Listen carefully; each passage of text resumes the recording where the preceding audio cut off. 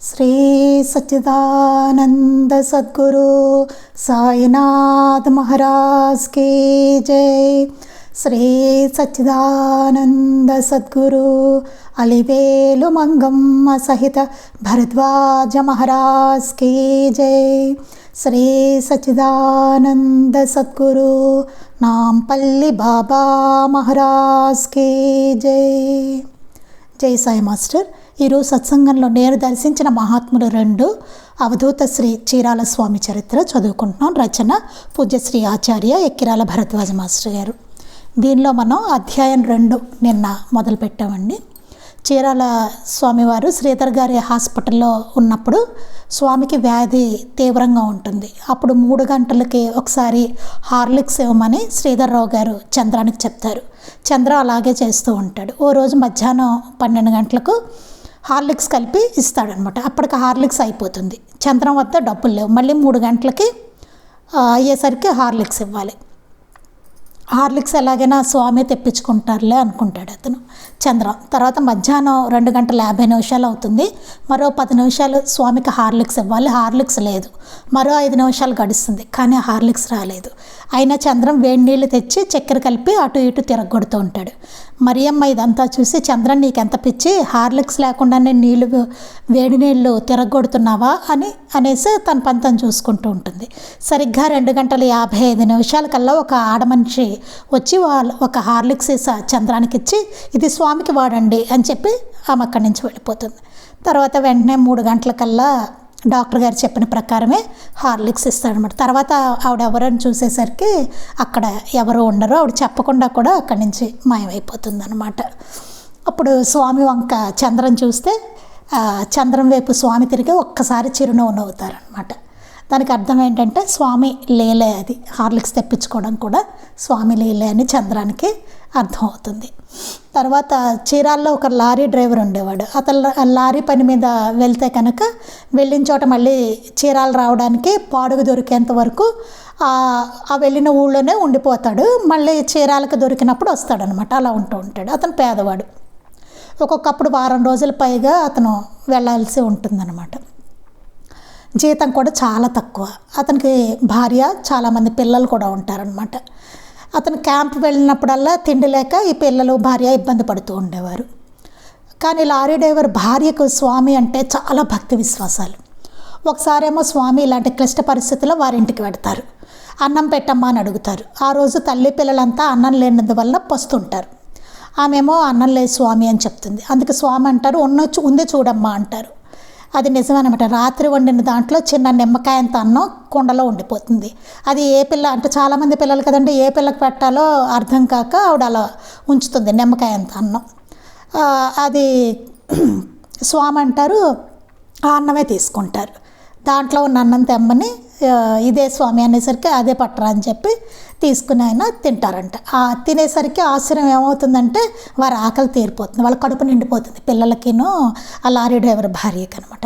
శ్రీకృష్ణ పరమాత్మ ద్రౌపదీదేవి దగ్గర ఉన్న అక్షయ పాత్రలోని మెతుకు ఒకటి తిని, అబ్బా ఆకలి తీరిందమ్మా అనగానే నదిలో స్నానం చేస్తున్న దుర్వాస మహర్షికి అసంఖ్యాకంగా ఉన్న ఆయన శిష్యవర్గానికి భుక్తాయసం వచ్చినట్లు భారతంలో ప్రసిద్ధమైన కథను స్వామివారి ఈ లీల నిజమని రుజువుపరుస్తోంది అని రాస్తారు మాస్టర్ గారు అనమాట। ఇంకా ఆశ్చర్యం ఏమంటే, విశేషం ఏమంటే, ఆ సంఘటన జరిగినప్పుడు స్వామి శ్రీధర్రావు గారు హాస్పిటల్లోనే ఉన్నారు। ఆయన ఎక్కడికి వెళ్ళలేదు, అక్కడే మంచం మీద ఉన్నారు, ఎక్కడికి వెళ్ళలేదు।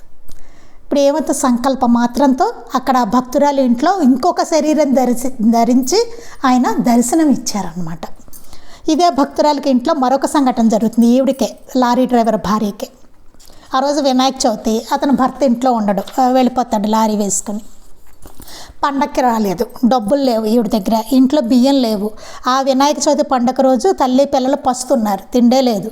ఆ రోజు సరిగ్గా 9 గంటల ప్రాంతంలో స్వామి ఆ భక్తురాలి ఇంటికి వెళ్ళి తమ జేబులో ఉన్న చిల్లర డబ్బులు తమ గుప్పిలి నిండా తీసి ఆమె దోసిట్లో పోస్తూ, అమ్మ ఈ డబ్బుతో పత్రి బియ్యం వగైరా తెచ్చుకుని పూజ చేసుకుని భోజనం చేయండి అని చెప్పారట। ఆమె స్వామివారు అలా అకారణ వాత్సల్యానికి తబ్బిబ్బే, స్వామి ఈరోజు మీరు కూడా మా ఇంట్లో భోజనం చేయాలని చెప్పింట। అందుకు స్వామివారు, కాదమ్మా ఈరోజు నేను వేరే ఒకరింట్లో భోజనం చేయాలి, అందువల్ల నాకు రావడం వీల్లేదు, మీరు భోజనం చేయండి అని చెప్పి వెళ్ళిపోయారట. ఆ వినాయక చవితి పండుగ నాడు కూడా శ్రీ స్వామివారు శ్రీధర్రావు గారి ఆసుపత్రిలోని మంచం మీద నుండి లేచి బయటకు పోలేదు. దీనిని బట్టి శ్రీ స్వామి లీలగా కాదు అవలీలగా ఎన్ని శరీరాలైనా ధరించి భక్తులకు సహాయపడతారని మనం సులభంగా గ్రహించవచ్చు. ఇదే మనం గుడి చరిత్రలో కూడా చూస్తాం, శ్రీగురుడు చేసిన లీల. ఇవాళ సత్సంగంలో మనం చదువుకుంది. చంద్రాన్ని శ్రీ స్వామివారు తండ్రి కుమారుణ్ణి పిలిచినట్టుగా ఆప్యాయంగా అబ్బాయి అని పిలిచేవారు. చంద్రాన్ని కుమారుణ్ణి తండ్రి పిలిచినట్టుగా ఆప్యాయంగా అబ్బాయి అని పిలిచేవారట. ఒక సందర్భంలో ఎవరితోనో శ్రీ స్వామివారే మా అబ్బాయి ఇస్తాడు తీసుకో అని చెప్పడం జరిగింది. చంద్రం స్వతహాగా తాను వేసుకునే గుడ్డల గురించి అంతగా పట్టించుకునే మనస్తత్వం కలవాడు కాదు. అతను సరిగ్గా బట్టలు పట్ట శ్రద్ధ ఉండేది కాదనమాట. టెర్లిన్ గుడ్డలు వేసుకున్నా క్రిందనే పొరలేవాడు, మంచి బట్టలు అవి వేసుకున్నా కిందే పడుకోవడం, కిందే పొర్లుతూ ఉండేవాడు. తన ప్యాంట్లు షర్ట్లు ఇస్త్రీవైనా సరే అలమారలో చిందరవందంగా పడేసి ఉంచేవాడు. ఆ ఇస్త్రీ బట్టలు కూడా చిందరవందరగా పడేసేవాడు. అంటే బట్టలు పట్ట తనకి పెద్దగా శ్రద్ధ ఉండేది కాదు. శ్రీ స్వామి ఆ గుడ్డల్లో నుండి మంచి ప్యాంటు, దానికి సూట్ అయ్యే షర్టు తమ చేతులతో ఏరి చంద్రానికి ఇచ్చి ఇవి కట్టుకో అయ్యా అనేవారు. అందులోంచి బాగున్న ప్యాంటు షర్టు తీసి ఆయన స్వామి స్వయంగా చంద్రానికి ఇచ్చి ఇవి కట్టుకో అయ్యా అనేవారట. చంద్రం శ్రీ స్వామి ఇచ్చిన గుడ్డలు ధరించాక శ్రీ స్వామి కుమారుడు మంచి గుడ్డలు వేసుకుంటే చూచే ఆనందించే తండ్రిలాగా కొన్ని క్షణాలు చూచి ఇంక పని చేసుకో పో అయ్యా అని పంపేవారు. అంటే చంద్రం అంటే చాలా ఇష్టం అన్నమాట స్వామికి, అందుకే అంత సేవ కూడా చేసుకున్నాడు చంద్రం. తర్వాత మంచి డ్రెస్ కట్టుకుంటే పిల్లల్ని అలా చూసుకుని మనం ఆనందపడతాం కదా, అట్లాగే స్వామి కూడా చూసుకునేవారట చంద్రాన్ని. బట్టలు మంచివి ఇచ్చి కట్టుకోగానే తర్వాత ఇంకా పని చేసుకోపో అని పంపేవారట. శ్రీ స్వామివారు అప్పుడప్పుడు చంద్రం వేసుకోవాల్సిన ప్యాంటు షర్టు తీసి తాము ఒక కాలు మీద మరొక కాలు దండల్లా వేసుకుని వాటిపై ఆ ప్యాంటు షర్టు వేసుకుని ఉండేవారు. చంద్రం స్నానం ముగించుకొని రాగానే, అంటే రెడీగా పట్టుకొని ఉండేవాళ్ళు అనమాట. చంద్రం స్నానం ముగించుకొని రాగానే తుడుచుకోవడానికి తమ కాలు మీద అంతకుముందే రెడీగా ఉంచుకున్న ప్యాంటు అందించేవారు.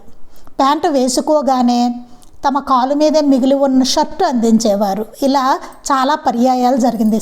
చాలాసార్లు అతను స్నానం చేసి రాగానే ప్యాంటు షర్ట్ ఆయన కాలు మీద వేసుకుని అతను స్నానం చేయగానే ఇచ్చేవారట వేసుకోమని ఆయన స్వయంగా. శ్రీ స్వామి చంద్రం దగ్గర నుండి సేవలు అందుకోవడం కంటే తాము ఎటువంటి ఎక్కువ తక్కువ అనే భేదం లేకుండా చంద్రానికి సేవ చేయడం చూస్తుంటే సేవ ఎంత పవిత్రమైనదో, ఎలా సేవించాలో శ్రీ స్వామి ఆచరణపూర్వకంగా చేసి చూపించి తెలియజెప్పారనిపిస్తుంది. చూడండి ఎంత అద్భుతంగా రాశారు ఇక్కడ. శ్రీ స్వామి చంద్రం దగ్గర నుండి సేవలు అందుకోవడం కంటే తాము ఎటువంటి ఎక్కువ తక్కువ అనే భేదం చంద్రం సేవ చేసుకునేవాడు, కానీ స్వామికి ఎక్కువ తక్కువ భేదం లేకుండానే చంద్రానికి ఈయన సేవ చేస్తూ ఉండేవారు. అంటే సేవ ఎంత పవిత్రమైనదో, ఎలా సేవించాలో శ్రీ స్వామి ఆచరణపూర్వకంగా చేసి చూపించి తెలియజెప్పారనిపిస్తుంది. చూడండి ఎంత అద్భుతంగా ఉందో. చంద్రానికే ఆయన సేవ చేసేవారు తిరిగి. చూడండి అంటే ఎంతో పవిత్రమైనది అనమాట సేవ.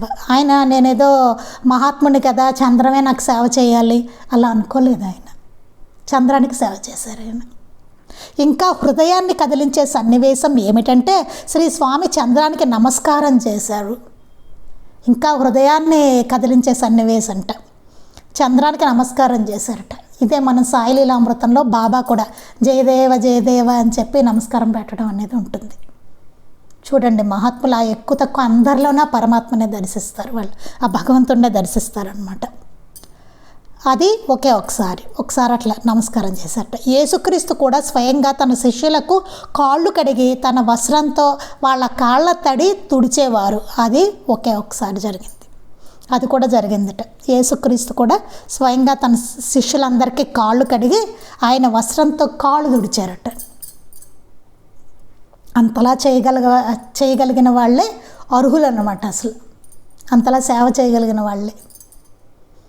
అది చంద్రం చేతికి నేను రచయిత అంటే మాస్టర్ గారు స్వామి కోసం ఖర్చు పెట్టమని శ్రీ స్వామి దర్శనానికి వెళ్ళిన కొన్ని సమయాల్లో కొంత పైకం ఇచ్చేవాడిని. చంద్రానికి కొంత డబ్బు ఇచ్చేవారట మాస్టర్ గారు వెళ్ళినప్పుడల్లా, స్వామి ఖర్చు పెట్టండి అని. చంద్రన్ తన జేబులో డబ్బుంటే అది ఎవరిది అన్న విచక్షణ లేకుండా ఖర్చు పెడతాడేమోనని భయపడి చివరకు స్వామి దగ్గరే తన సందేహం ఇలా విన్నవించుకున్నాడు. అతనికి ఏమనిపించింటే, అమ్మో నా జేబులో డబ్బులు కనుక ఉంటే అది ఎవరివైనా ఆలోచించకుండా నేను ఖర్చు పెట్టేస్తానేమో అని చెప్పేసి స్వామి దగ్గరే చెప్పాట. ఆ విషయం నాకు భయంగా ఉందండి, నేను ఖర్చు పెట్టేస్తానేమో స్వామి, నా జేబులో డబ్బులు ఉంటే అన్నట్టు. స్వామి బైబిల్ కథలో పాత నిబంధనలో ఎలీషా కథ ఉంది. ఎలీషా అనేక మహిమలు గల ఒక ప్రవక్త. బైబిల్ గ్రంథంలోట పాత నిబంధనలో ఎలీషా అనే వాళ్ళ కథ ఉందట. ఆ ఎలీషా అనేక మహిమలు గల ఒక ప్రవక్తట. ఒక సేనాధిపతి కుష్ఠరోగంతో బాధపడుతూ భార్య సలహాను అనుసరించి రోగ నివారణార్థం ఎలీషా వారి దర్శనం చేశాడు. ఎలీషా వెంటనే ఒక సేనాధిపతి కుష్ఠరోగంతో ఉన్నట్ట. అతని భార్య చెప్పింట ఎలీషా దగ్గరికి వెళ్తే ఆయన గొప్ప ప్రవక్త, ఆయన దగ్గరికి వెళ్తే రోగం నివారణ అవుతుందని చెప్తే అప్పుడు దాంతో ఎలీషా వారిని దర్శనం చేసుకున్నట్ట ఆ సేనాధిపతి. ఎలీషా వెంటనే అతనికి ఒక చిన్న మురికి గుంట చూపి అందులో స్నానం చేయమన్నాడు. ఎలీషా ఏం చెప్పాట, ఆయన ప్రవక్త వెళ్ళి అక్కడ మురికి గుంటలో స్నానం చేసిరా అని చెప్పారట. ఎలీషా ఆజ్ఞ ప్రకారం ఆ సైన్యాధిపతి ఆ మురికి గుంటలో స్నానం చేసిన వెంటనే అతని కుష్ఠవ్యాధి సంపూర్ణంగా మటుమాయమైంది. ఆ ఎలీషా చెప్పిన మీదట ఆ సైన్యాధిపతి వెళ్ళి ఆ మురికి గుంటలో స్నానం చేస్తే అతనికి ఆ వ్యాధి కుష్ఠవ్యాధి వచ్చిందనమాట అండి. అతను ఆ కుష్ఠవ్యాధి నయమైపోయింట. ఆ సైన్యాధిపతి పట్టలేని ఆనందంతో ఎన్నో బారువుల బంగారము ధనము ఎలీషా ప్రవక్తకు కానుకగా సమర్పించబోయాడు. ఇంకా అతను ఆనందం పట్టలేక ఆ వ్యాధి నివారణ చేసినందుకు ఎలీషాకి ఎన్నో బారువుల బంగారం ధనం అవన్నీ ప్రవక్త గారికి కానుకగా సమర్పించబోయాట. కానీ ఎలీషా ఆ బంగారాన్ని ధనాన్ని కొంచెమైనా స్వీకరించక, నాయన ఇది నాకు అక్కర్లేదు, నీకు ఇష్టమైతే బీదవారికి దానం చెయ్యి అని చెప్పాట. నాకు ఇదేం అక్కర్లేదు, ఆయన తీసుకోలేదు. ఎలీషా నాకేం అక్కర్లేదు, నాకు ఇవ్వనక్కర్లేదు ఏమీ, నీకు ఇష్టమైతే ఎవరైనా పేదవారు ఉంటే వాడికి దానం చేసే అని చెప్పారట. ఆ సైన్యాధిపతి చేసేది లేక ఆ బంగారాన్ని ధనాన్ని తీసుకుని ఇంటి దారి పట్టాడు. చేసేది లేక అది వెనక్కి తీసుకుని వెళ్ళిపోతున్నట్ట. ఇంతలో ఎలీషా శిష్యుడు గెహరాజ్ అనేవాడికి ఆ బంగారం మీద ధనం మీద వ్యామోహం కలిగి వేగంగా వెళ్ళి ఆ సైన్యాధిపతిని కలుసుకున్నాడు. ఇంతట్లా ఆమె ఆ బంగారం ధనం చూసేసరికి ఆయన ఎలీషా పక్కన ఉన్న ఒక శిష్యుడు ఉన్నట్ట. అతనికి ఇంకా ఆశ కలిగిందిట, దాని మీద వ్యామోహం కలిగిందిట. వ్యామోహం కలిగి వెంటనే పరిగెట్టుకుంటూ వెళ్ళి సైన్యాధిపతిని కలుసుకున్నట్టు. వెనక్కి తీసుకెళ్ళిపోతున్నారు కదా బంగారం నగలు. ఎలీషా గారు ఇందాక నీవివ్వదలిచిన బంగారాన్ని ధనాన్ని స్వీకరింపదలిచి తెమ్మన్నారు అని అబద్ధం చెప్పాడు. వెళ్ళి చెప్పట, ఎలీషా గారు నువ్వు ఇందాక ఇద్దామనుకున్నావు కదా అది తెమ్మన్నారని అబద్ధం చెప్పాట. ఆ సైన్యాధిపతి పరమానందంగా ఆ ఎలీషా శిష్యుడికి చేతికి బంగారము ధనము అప్పగించాడు. అది నిజమే అనుకున్నాడు. ఓ నిజంగా ఎలీషా గారు ఇమ్మన్నారేమో అని చెప్పేసి ఇచ్చాట అతనికి, ఆ శిష్యుడికి. ఆ గెహరాజ్ సంతోషంగా వాటిని మోసుకొని ఎలీషా వారి వద్దకు వచ్చాడు. అవన్నీ మోసుకుంటూ ప్రవక్త గారి దగ్గరికి వచ్చాడు, ఎలీషా దగ్గరికి.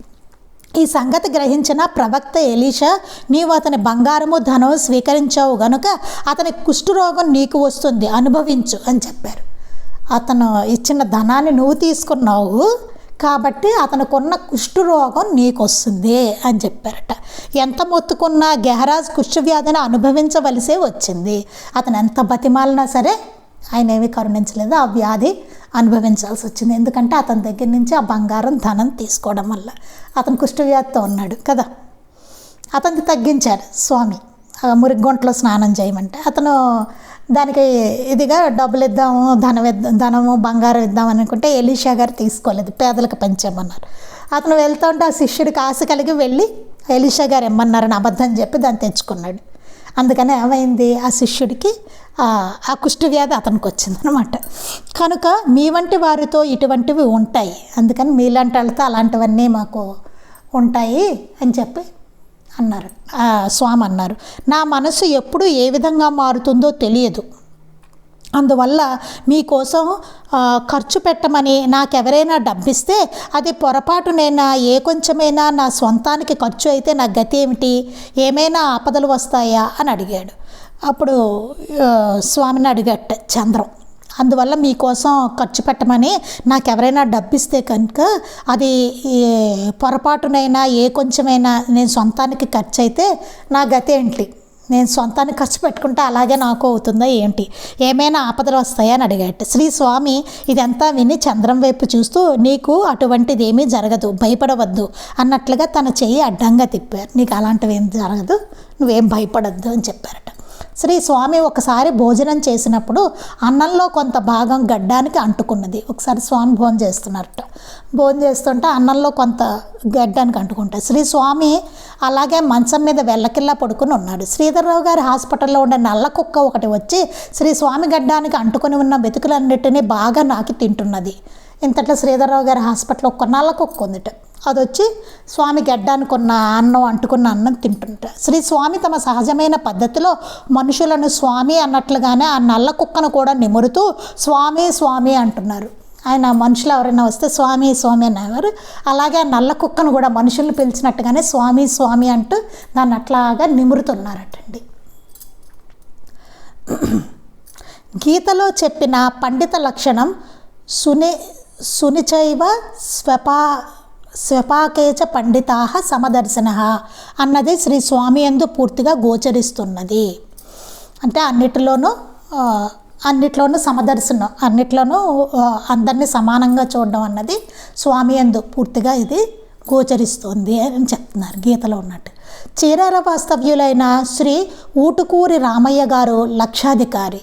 చీరాల్లోనూ ఊటుకూరి రామయ్య గారు అనే ఆయన బాగా లక్షాధికారి ఒక ఆయన ఉన్నారట. ఆయనకు కారు ఉందిట. ఆయన దగ్గర డ్రైవర్గా ఒక ఆయన పనిచేసేవాడట. అతని కుమారుడు ఇబ్రహీం ఒకసారి శ్రీధర్రావు గారి ఆసుపత్రికి వచ్చాడు. అతని కుమారుడు ఇబ్రహీం అనే అతను శ్రీధర్రావు గారి హాస్పిటల్కి వచ్చాడు. ఆ ఇబ్రహీం ఆసుపత్రిలో కాంపౌండరు చంద్రము చిన్నప్పుడు ఒకే క్లాస్లో ఒకే బెంచ్ మీద కూర్చుని చదువుకున్నారు. చంద్రానికి స్నేహితుడు అనమాట. ఇద్దరు కలిసి చదువుకున్నట్టు చిన్నప్పుడు చంద్రం అందరినీ హాస్యం చేస్తూ అందరినీ పలకరించి మాట్లాడుతుండేవాడు. ఇబ్రహీం ఆ సంగతి చంద్రానికి గుర్తు చేస్తూ చంద్రం నీవి స్వామివారి విషయంలో జాగ్రత్తగా ఉండవు, ఒక్క పొరపాటు మాట జారినా ప్రమాదమే.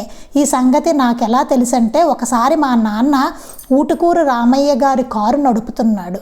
ఒక విషయం చెప్తున్నారట చంద్రంతో. అతను ఇబ్రహీం అని అతను చాలా జాగ్రత్తగా ఉండాలి స్వామి దగ్గరను అని చెప్పి అప్పుడు చెప్పాట. ఎందుకో కారణం, మా నాన్న ఊటుకూరి రామయ్య గారు కారు నడుపుతున్నాడు. కారంచేడు దగ్గర రోడ్డు మీద ఆ స్వామి కూర్చుని ఉంటే రామయ్య గారు కారు ఆపించి స్వామి కారు ఎక్కండి చీరాల పోదాం అన్నారట. కానీ స్వామి కారు ఎక్కడానికి అంగీకరించారు. ఆ ఊటుకూరి రామయ్య గారు కారు ఎక్కండి అన్నారట. డ్రైవ్ ఏమో వీళ్ళ తండ్రి చేస్తున్నాడు, ఇబ్రహీం తండ్రి. అందుకని ఇతను తెలుసు అనమాట ఆ విషయం. ఎక్కమంటే చీరాల పోదాం అన్నట్టు. కానీ స్వామి కారు ఎక్కడానికి అంగీకరించలేట. అది చూస్తున్న డ్రైవర్గానున్న మా నాన్న ఈ బికారివాడిని ఏమిటయ్యా కార్యక్రమం అనేది అన్నాడు. అతనికి తెలియదు ఈ ఇబ్రహీం తండ్రికి. వెంటనే ఏమన్నట్ట డ్రైవర్ కదా అతను అన్నట్టు ఏంటి మీరు ఈ బికారివాడిని కార్యక్రమం అంటారేంటండి అన్నట్ట. రామయ్య గారు మా నాన్నగారిని స్వామిని అలా అనవద్దని వారించారు. రామయ్య గారు అలా అన్నట్టు తప్పు, స్వామి గురించి అట్లా మాట్లాడద్దు, బికారిగాడు అట్లాంటి మాట్లాడద్దు అని చెప్పారట. రామయ్య గారికి శ్రీ స్వామి యందు భక్తి గౌరవాలు ఉన్నాయి. ఆ రామయ్య గారికి స్వామి అంటే చాలా తెలుసు, స్వామి గురించి చాలా భక్తి గౌరవం ఉంది. శ్రీ స్వామి అప్పుడప్పుడు ఊటుకూరి రామయ్య గారి ఇంటి అరుగు మీద కూర్చునేవారు. ఆయనకి ఎట్లా తెలిసిందంటే స్వామి ఈ రామయ్య గారి ఇంటి అరుగు మీద అప్పుడప్పుడు కూర్చునేవారట. ఆ రకంగా ఆయనకు తెలిసిందన్నమాట. ఈయన చాలా గొప్ప అయినా అట్లాంటి మాటలు అనొద్దు అని చెప్పారట. సరే కారులో మా నాయన రామయ్య గారు చీరాల చేరారు. సరే ఇతను డ్రైవ్ చేస్తున్నాడు, వెనకాల రామయ్య గారు కూర్చున్నారు. వాళ్ళు చీరాలు వెళ్ళిపోయారు. సరిగ్గా కారు రామయ్య గారి ఇంటి ముందు ఆగేసరికి డ్రైవర్గా ఉన్న మా నాన్నగారి ఆశ్చర్యానికి అంతు లేకపోయింది. అక్కడికి వెళ్ళి కరెక్ట్గా ఇంటి ముందు ఆగారు.